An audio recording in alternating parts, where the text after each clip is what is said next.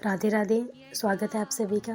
आज मैं आपको इस वीडियो में बताऊंगी कि महामृत्युंजय मंत्र का जाप क्यों करना चाहिए और इसके क्या क्या लाभ हैं। तो चलिए जानते हैं। महामृत्युंजय मंत्र भगवान भोलेनाथ को प्रसन्न करने का सबसे लाभकारी मंत्र है। महामृत्युंजय मंत्र शक्ति से जुड़ी कई कथाएं शास्त्रों और पुराणों में मिलती हैं, जिनमें बताया गया है कि महामृत्युंजय के मंत्र से गंभीर रूप से बीमार व्यक्ति भी स्वस्थ हो गए और मृत्यु के मुंह में पहुंचने वाला व्यक्ति भी दीर्घायु का आशीर्वाद पा गया। और जिससे महाकाल प्रसन्न हो जाए उसे मृत्यु से भला कैसा भय। परंतु एक बार यमराज ने महाकाल के इस मंत्र को अनदेखा कर प्राण हरने की भूल की थी, लेकिन जल्द ही उन्हें एहसास हुआ कि महामृत्युंजय मंत्र का अपमान किया तो महाकाल की क्रोध अग्नि उन्हें भस्म कर देगी। ये बात उस समय की है जब शिवजी के बहुत बड़े भक्त मृकंड ऋषि संतानहीन होने की वजह से बहुत परेशान थे और संतान की प्राप्ति के लिए मृकंड ऋषि ने भगवान शिव की तपस्या आरंभ कर दी। लेकिन ऋषि मार्कंडेय के भाग्य में संतान सुख नहीं था। फिर भी भगवान शिव ने उनकी तपस्या से खुश होकर उन्हें 2 विकल्प दिए, जिससे पहला विकल्प था अल्पायु बुद्धिमान पुत्र का वरदान और दूसरा दीर्घायु मंद बुद्धि पुत्र का वर। तब बहुत सोच विचार के बाद ऋषि मार्कंडू ने पहले विकल्प को चुना।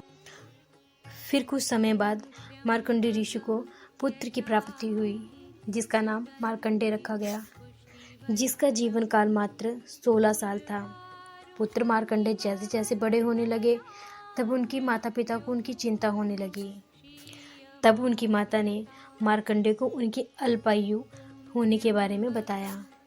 मार्कंडेय ने शिव भगवान से दीर्घायु का वरदान पाने के लिए कठोर तप करना शुरू कर दिया और कठोर तप करते ही उन्होंने महामृत्युंजय मंत्र की रचना की। और जैसे ही मार्कंडेय के 16 वर्ष का काल पूरा हुआ तो वैसे ही यमराज उन्हें ले जाने के लिए प्रकट हो गए। यमराज को सामने देखकर मार्कंडेय ने शिवलिंग को कसकर पकड़ लिया और जोरों जोरों से महामृत्युंजय मंत्र का जाप करने लगे।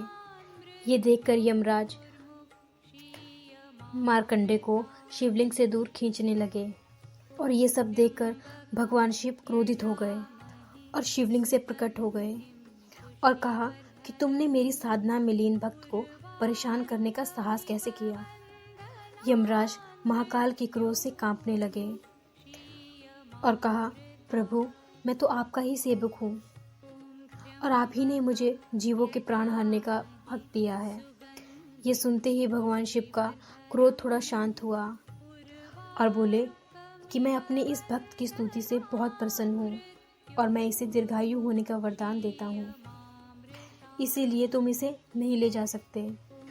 इसके बाद यम ने शंकर भगवान को प्रणाम किया और कहा, आपकी आज्ञा सर्वप्रिय है और मैं आज क्या कभी भी आपके भक्त मार्कंडेय द्वारा रचित महामृत्युंजय का पाठ करने वाले को त्रास नहीं दूंगा।